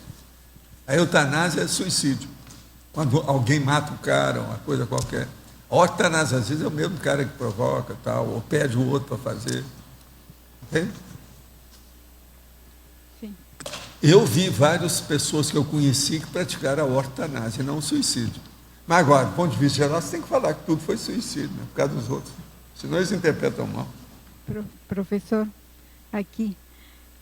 Principiologia, segunda linha. Os princípios da convivialidade da paradiplomacia.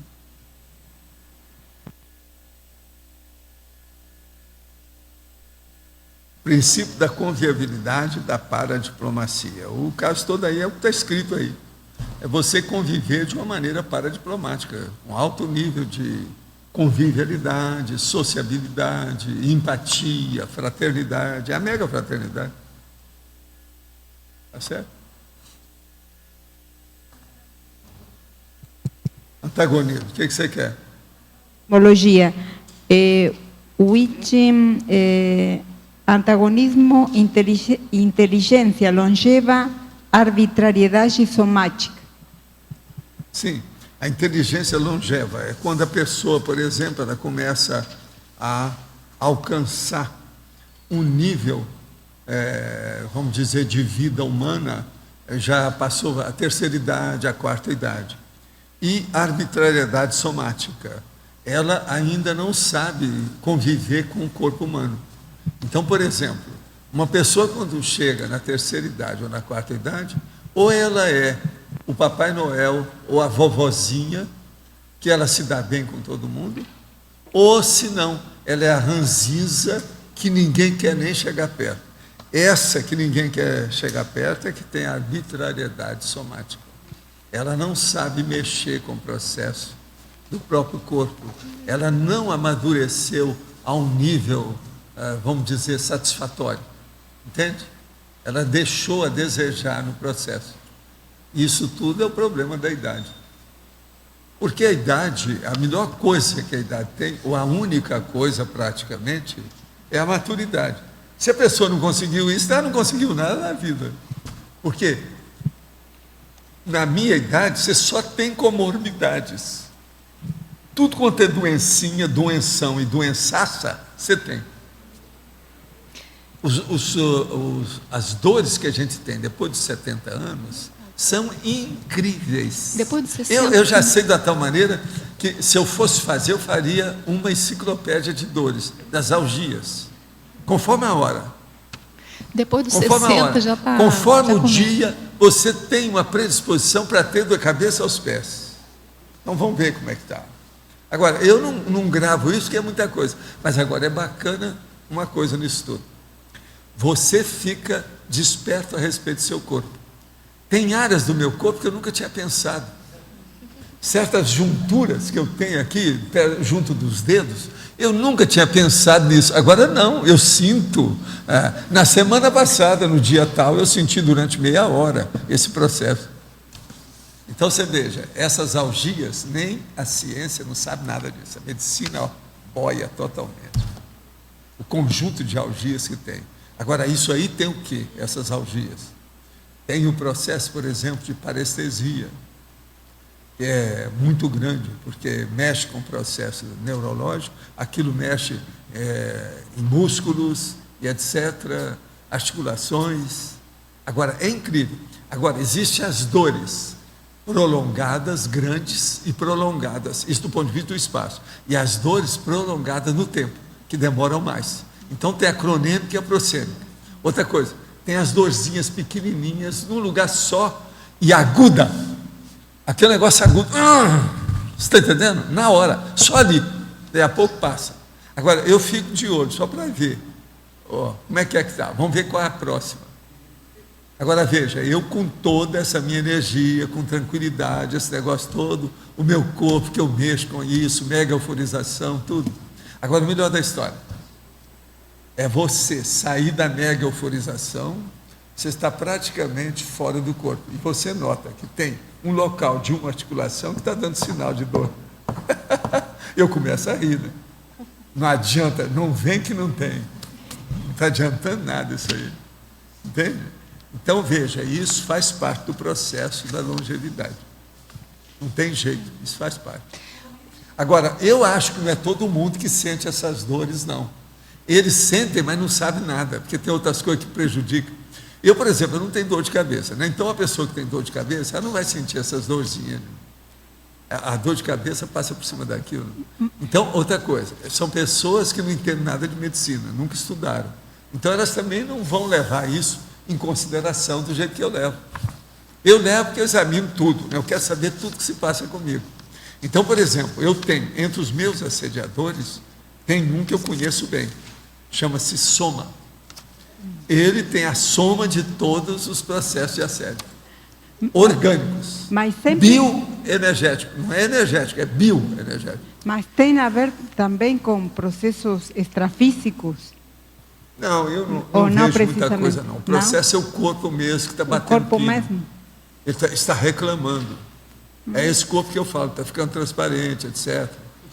Uma senhora estava saindo aí do village, e eu estava vindo para entrar aqui para dar aula. Isso faz uns 2 dias. Então, na hora que eu vou passando, eu estava com a mão, eu acho que estava assim, né? Então ela viu no sol. Ela falou assim, como é que o senhor consegue para ter essa mão tão clara e limpa? Eu falei assim, não, minha filha, aqui tem as flores do cemitério, veja isso aqui. Eles começaram a rir. Então não é bem assim, a gente não está com a mão tão limpa, eu já tenho flor do cemitério, ó. Só aqui tem umas 6, aqui tem umas 8. Entendeu? Eu estou colecionando meu jardim. Cada um faz o que pode.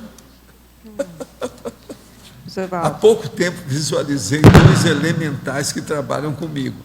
São formatos de gatos gigantes, mas não são tigres. Eles vêm comigo de outras vidas. Eu não entendia muito bem.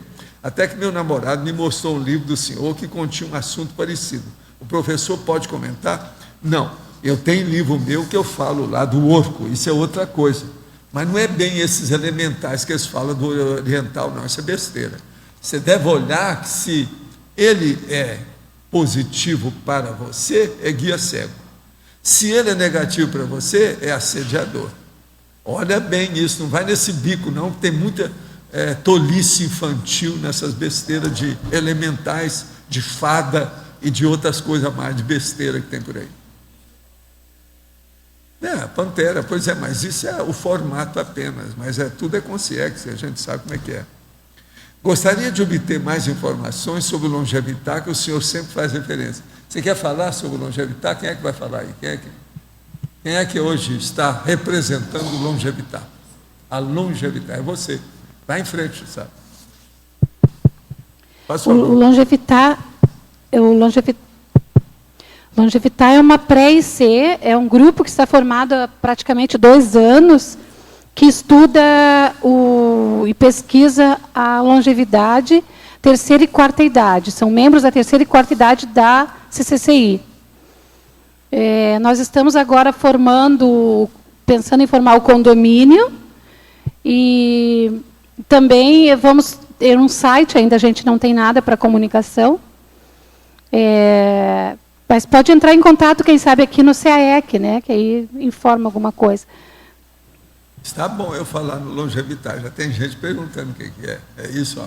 Estou trabalhando, hein? Estou fazendo a minha parte, eu sou da Longevitar, eu sou. Em Legislogia, página 21. Por que só agora o senhor incluiu o termo evolutivo na lei do maior esforço? O que é isso? Eu falo isso faz 60 anos só. Agora, ó, existe outra coisa, seria bom a gente clarear aqui agora, é uma boa oportunidade. A lei do maior esforço é evolutivo, intelectivo, é parapsíquico, é retromnemônico, tudo isso eu já escrevi. Tem uma série de adjetivos depois do esforço. Ele só leu esse. Né? E outra coisa, sabe quem é que está perguntando isso? É o Cláudio. Ô Cláudio, essa não.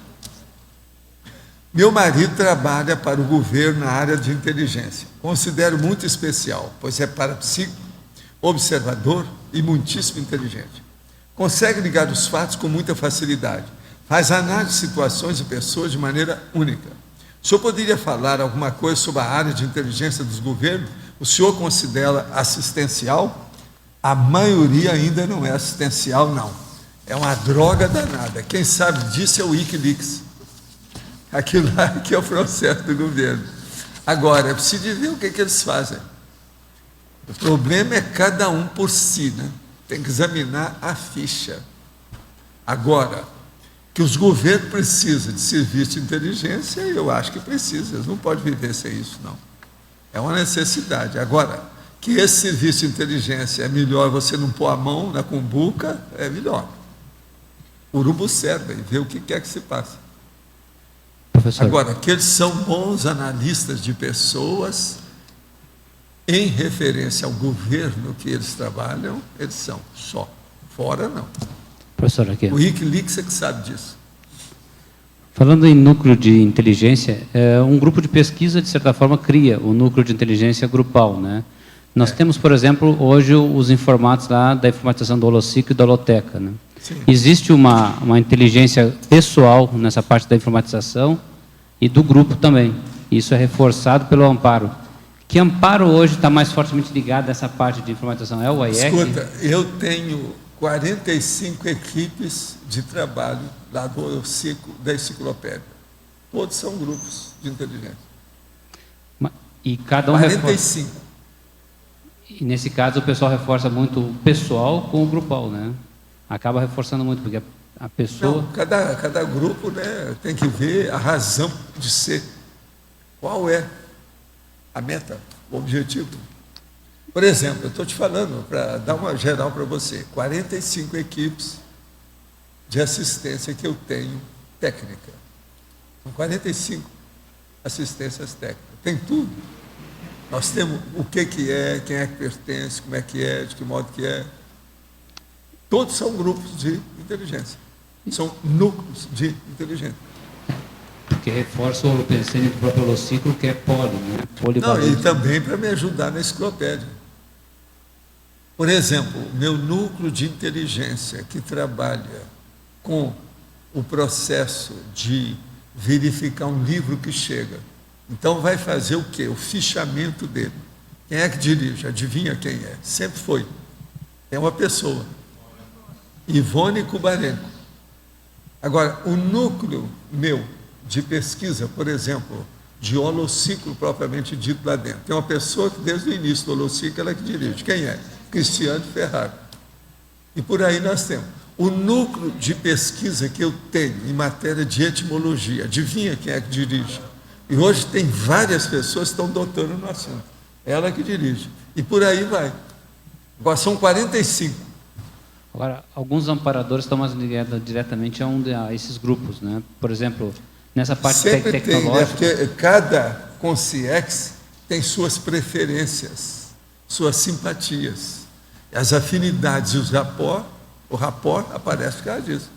Hoje o senhor acha que o AIEC é o mais forte nessa parte tecnológica Não, ele estava trabalhando durante muito tempo, eu não sei atualmente como é que é, mas o processo dele é trabalhar com a consciência em si. Então ele trabalhava muito com o processo de mental soma, intraconsciencialidade, esses problemas, tudo que diz respeito a paracérebro. Ele é muito bom nisso. Está na ponta. Então ele deve ser assim o Nicolélios, nosso extrafísico, né? Mais ou menos isso. Para a tecnologia, né? O Nicoleles está trabalhando agora, fazendo artigos, de vez em quando, ele publica artigo por ele mesmo, em sessão, naquela revista brasileira, está falando dele. E uma empresa, ela pode focar num núcleo de inteligência bem específico também, ela pode, com foco explícito, ela pode ter um núcleo de inteligência também forte, né? Se ela não... Pode. Esse núcleo de inteligência, às vezes, é que dá as incubadoras. Incubadora saia disso. Faz parte. Agora, o núcleo de inteligência é uma coisa que vai ficar cada vez mais disseminado na Terra. A hora que for diminuindo a influência da religião, os núcleos de inteligência vão aumentar. A religião trava, é um travão para isso aí. Por isso que esses livros do Sam Harris é bom. Eles vão aumentar os núcleos de inteligência. O povo vai estudar mais tecnicamente, com racionalidade, sem besteirada de superstição, de coisa sagrada, dessa besteira toda. Tem que parar com isso. É porque nós tivemos lá na Grécia, Roma, um certo nível de inteligência maior, e depois travou durante a Idade Média. E lá o negócio que começou a piorar todos eles foram os deuses. Os deuses é que equivale à religião atual. E outra coisa, hoje tem gente que admite que os deuses existem daquele jeito. Está tudo aí nesses livros aí. Estão falando isso. O Harris mesmo fala nisso lá. É a vida. Hoje o que mais trava, então, essa inteligência é a religião. Para mim, por causa do processo do fanatismo. O fanatismo religioso é muito acendrado, é muito enraizado, é muito, vamos dizer, infiltrado, custa demais a sair. Você veja, eu estava na religião lá, eu tentei fazer uma opção de coisa e desisti. Não dá. O negócio é deixar para lá e ver o que acontece. Deixa o povo fazer suas experiências. O tempo toma conta de todo mundo. Pode falar. Professor Valdo, na antagonismologia, página 21, o senhor pode falar um pouquinho mais a respeito do segundo antônimo? O antagonismo, tensão intensa produtiva e tensão intensa patológica. O problema é o seguinte: nós, quando vamos trabalhar com alguma coisa na vida, fazer uma manifestação mais ampla, mais séria, algum ato, alguma atitude, uma ação, um empreendimento, de algum modo, nós podemos ter isso dentro de uma maneira positiva ou negativa. Se a gente começa a funcionar com aquilo e intensifica o empreendimento, você tem que ter muito mais tensão. A intensificação significa tensão, estresse, amplitude, aprofundamento, às vezes mais gente, tem uma porção de coisa no meio disso. Agora, se essa tensão intensa, ela é positiva, entende? Tudo bem. Agora, é que muitas dessas são patológicas. Qual que é a tensão intensa patológica? Por exemplo, no jogo, até no jogo de futebol tem isso. Você não vê que de vez em quando o povo mata o outro, o cara tem lá um infarto miocárdio, morre na hora. Tem uma opção de coisa nisso aí. Então, é uma tensão intensa patológica. Tudo quanto é jogo tem assim. O jogo de carta, tem cara que vai jogar um jogo de carta e morre na mesa, na hora. A tensão. E outra coisa, em silêncio. Às vezes não estava gritando nada, não falou truco, não falou nada. Você está entendendo? Morreu ali, bonitinho, em silêncio, sigilosamente, caladinho. Então você entendeu a diferença do Sim, nesse caso, a crise de crescimento agora, seria... a tensão intensa, ninguém escapa disso. Sim. Agora, o problema é você entrar nela e, é igualzinho eu, quando falo aqui com toda veemência a respeito de certos assuntos. Aí você olha, eu estou na minha. Na mesma hora eu posso começar a falar assim, baixinho aqui, quieto, sem problema nenhum. O coração está tranquilão. Então, essa tensão... Graças a mim e aos remédios, né? Zanidito, etc. Eu queria falar assim, que a tensão positiva seria a crise de crescimento, no caso, né? É o quê? A crise de crescimento seria essa tensão positiva. É isso? A crise de crescimento... Seria a tensão positiva. Ela tem que ser positiva, mas nem sempre é, né? Sim. As pessoas admitem a crise de uma maneira patológica, dá tudo para o buraco, vai tudo Dá o contrário. Ok. Tem que examinar isso. Obrigada. Professor Valdo, voltando aqui à longevidade, eu percebi que no detalhismo tem várias seções que tem vários itens, né, sublinhamentos sobre fazendo correlações com a longevidade. Qual é o principal motivo que o senhor colocou a longevidade dentro do núcleo de inteligência? É por causa da maturidade? Pelo seguinte, a inteligência maior aqui é de quem? É de jovem ou de idosos? Não, eu pergunto, responda para mim. Quem é que é mais inteligente na vida? São os idosos ou os jovens? Depende. Biologicamente não tem saída, só tem uma resposta. São os idosos.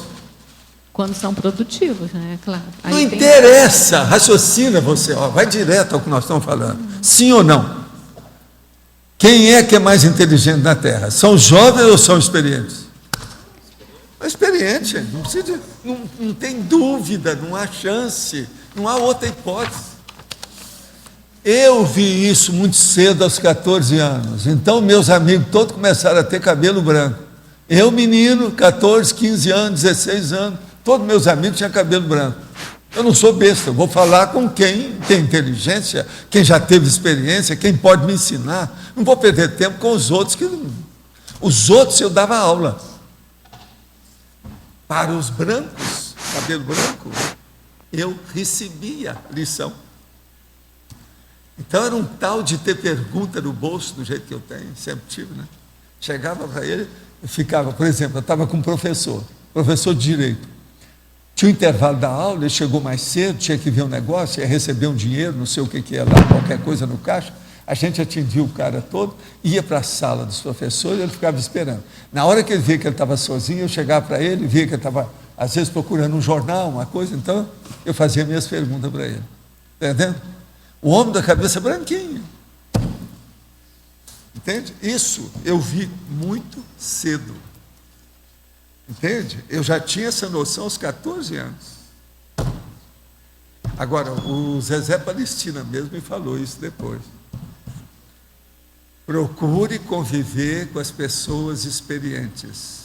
Não interessa se são mais feias, alquebradas, ou branquelas, ou manchadas. Isso é ele que falou para mim, o Zezé Palestina. Eu falei assim, eu já sigo isso aí, porque quando ele me falou, eu já tinha ideia disso. Agora, eu li nos livros o processo a diferença entre a pessoa de idade e a pessoa jovem. Então, foi aí que eu comecei a falar na mocidade espírita. Mocidade espírita é uma beleza, esse negócio de mocidade é ótimo, porque é uma doença que cura. Cedo ou tarde é inevitável, ela se cura. O problema é você se curar de uma maneira positiva, criando alguma coisa. Era assim que era a minha conversa na mocidade espírita. Entende? E outra coisa, está certo. Você agora começou a entender? Não adianta querer forçar a barra.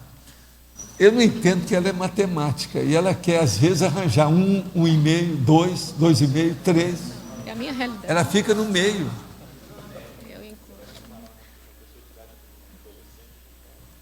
Não adianta ir contra. Não, professor Valdo, assim, é questão de. Eu entendo quando o senhor fala que a experiência. Como é que é? Eu entendo que o senhor fala quando o núcleo de inteligência. Que eu pensei assim, o núcleo de inteligência é a força. O núcleo de inteligência que você vai encontrar menos dificilmente na Terra com as pessoas de idade. Jamais com pessoas jovens. Não, aí assim, as pessoas de idade que tiveram uma vida, é por isso que eu acho que... Não interessa, raciocina, isso aí é moldura que você está falando, não tem nada a ver com o assunto. O assunto, nosso objetivo é o seguinte, onde é que tem os núcleos de inteligência? Os mais fáceis de você encontrar, aqueles que predominam, aonde? Não interessa como ele foi feito, de que modo que é, o percentual que ele tem, ele é superior, acabou, é esse. Não tem outro fato. A Terra não tem outra resposta para você. Essa dimensão não tem. Não adianta procurar que você vai perder tempo. Tá bom. Pensa. Agora ela vai pensar uma semana. Daqui uma semana ela chega e fala assim, você tem razão. Ela vai ver matematicamente. Olha, faz tudo quanto é algoritmo com isso. Vamos ver o que você consegue. Vamos ver o que vai dar. Se você achar alguma coisa, você me fala que às vezes você vai descobrir uma Verpom que ainda não tem nessa galáxia. Não é isso? Que ainda não apareceu nesta galáxia. Porque nessa galáxia aqui não tem jeito, não. O negócio é esse. Gente, ainda tem 1 minuto. Tem alguém aí? Ficou tudo claro, não tem nada mal parado, todo mundo vai bem para casa hoje. De modo, vocês estão muito bem. Aqueles que são jovens vão ficar com idade. Aqueles que estão com idade já estão com núcleo de inteligência. Então, o que eu estou falando ajuda todo mundo também aqui, porque é um fato, é uma realidade. Não adianta vir e bater contra os fatos. Não dê murro em ponta de faca. De modo que, a hora que vocês saírem daqui, fica olhando, todo mundo tem cabeça branca. São esses que vocês têm que conversar mais, dar mais atenção, escutar. Eu não tenho cabeça branca porque eu sou careca. Agora tem que olhar aqueles que têm cabeça branca. Tem alguns aqui, olha bem como é que é. Outra coisa, não se tapeie com essas jovens que pinteiam o cabelinho amarelinho ou meio abranquiçado. Isso é tapiação. Isso aí não quer dizer que tenha cabelo branco. Eu estou falando é o grey hair. Vamos entender então bem isso. Grey hair. Tá certo? Por aí então nós vamos nos entender melhor. Vamos fazer força. Agora, gente, eu estou pegando aqui hoje 2 filmes que eu vou ver se presta, para depois falar com vocês. Isso aqui é um sacrifício que eu faço em favor de vocês. Sacrifício. Você entendeu bem o que eu estou falando? Isso aqui é demagogia, hein? Mas é o jeito da gente expor, né? Eu vou ver se prestam filmes recentes que estão falando mais neles agora. Eu não conheço. Preciso ver com calma. Se eu ver algum que seja bom, aí eu vou falar e chorar as mágoas para o Marcos. É só em fevereiro, de modo que a gente pode ver o filme com calma, tal. Né? Tá tudo certo. Então, os nossos comerciais, por favor. Obrigado. Antes de passar as pontuações, gostaríamos de lembrar quem não pegou ainda a sua prova de Conscienciologia, está disponível aqui, próximo à monitoria. E quem não fez a prova e quiser acessar, quiser conhecer a prova, tem gabaritos, tem algumas cópias aqui de gabaritos já impressos, disponíveis aqui para os interessados. As pontuações de hoje: 121 assinaturas no livro de presença, 23 perguntas presenciais, 19 perguntas online, 32 votos presenciais e 6 votos online.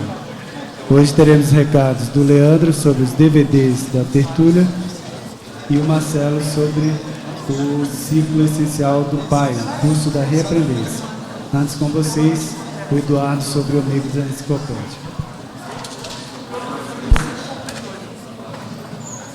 Boa tarde a todos. A gente hoje, dia 31, gostaria de agradecer esse ano de apoio dos amigos da enciclopédia, não só dos amigos, mas também das empresas amigas da enciclopédia. Então, é um dia especial, o último dia do ano, e a gente só queria deixar registrado aqui todo o nosso agradecimento pelo esse grupo de mais de 300 pessoas que sustentam aqui o trabalho da Enciclopédia da Conscienciologia e também 9 empresas que têm dado um suporte, um apoio na estruturação dos trabalhos aqui da Enciclopédia. Então, nosso muito obrigado.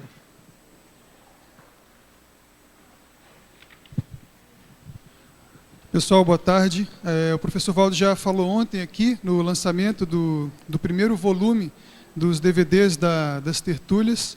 A gente escolheu lançar primeiro maio de 2009, porque foi o mês que a gente teve problema com os uploads e não foram disponibilizados. A maioria dos arquivos que estão aqui nunca foram para a internet, eles só foram transmitidos ao vivo.